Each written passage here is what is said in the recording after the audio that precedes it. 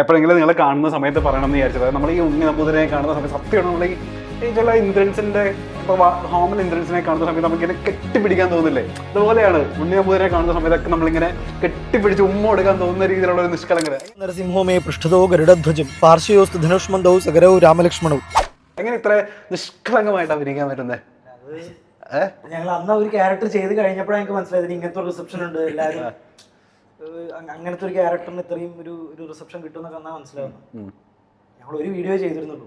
ഉണ്ണി നമ്പൂതിരി ഒരു പ്ലാൻഡ് സാധനമൊന്നും അല്ലായിരുന്നു. ചെയ്ത് കഴിഞ്ഞ് ഭയങ്കര കൊള്ളാന്ന് കണ്ടപ്പോൾ ഞങ്ങൾ വീണ്ടും 2-3 എപ്പിസോഡ്സ് ഒക്കെ ചെയ്തു. ഭയങ്കര നല്ല അഭിപ്രായം. അതൊക്കെ ഇറങ്ങിയ സമയത്ത് ഇതിലേക്ക് വിളിക്കുന്നതൊക്കെ, അപ്പൊ അതൊക്കെ കണ്ടിട്ടായിരിക്കാം കുറച്ച് നമുക്ക് റീച്ച് കിട്ടുന്നതും വാഴ സംഭവിക്കുന്നതൊക്കെ ചിലപ്പോൾ അതുകൊണ്ടായിരിക്കാം. സന്തോഷം. ഇങ്ങനെ പൊളൈറ്റ് ആയിട്ട് സംസാരിക്കുന്ന, വളരെ നിഷ്കളങ്കമായിട്ട് സംസാരിക്കുന്ന ഒരാൾ അഡ്വക്കേറ്റ് ആണെന്ന് പറയാൻ എനിക്ക് കേൾക്കാൻ എനിക്ക് ഭയങ്കര ബുദ്ധിമുട്ട്. എനിക്ക് ഒട്ടും ഡൈജസ്റ്റ് ചെയ്യാൻ പറ്റുന്നില്ല. അവിടെ വേറെ ഒരു മൂഡായിരിക്കും. അവിടെ ഉള്ള മൂഡ് ഏതാ? അപ്പൊ അവിടെ നമ്മൾ കുറച്ചുകൂടെ അഗ്രസീവ് ആയിരിക്കോ? അല്ല, അത് വർക്കിൽ വരുമ്പോ തന്നെ നമ്മുടെ വിഷയം മാറുമല്ലോ. നമ്മള് ഭയങ്കര സിനിമ എന്ന് പറഞ്ഞാൽ നമ്മൾ ഭയങ്കര പാഷനായിട്ട് ഞങ്ങള് സ്കൂൾ കാലം മുതൽ നമ്മൾ ഭയങ്കര ആഗ്രഹിച്ചു വന്നൊരു പരിപാടിയാണ്. അപ്പൊ പിന്നെ വക്കീൽ പഠിക്കാൻ പോയത്? അല്ല, അത് നമുക്കൊരു പ്ലാൻ ബി വേണമല്ലോ. കുറച്ചാലും വർക്ക് ചെയ്തു. നമുക്കൊരു പ്ലാൻ എ സിനിമ തന്നെയായിരുന്നു, പ്ലാൻ ബി വർക്ക് ചെയ്യുന്ന സമയത്തും ഇത് പ്ലാൻ എ തന്നെയായിരുന്നു.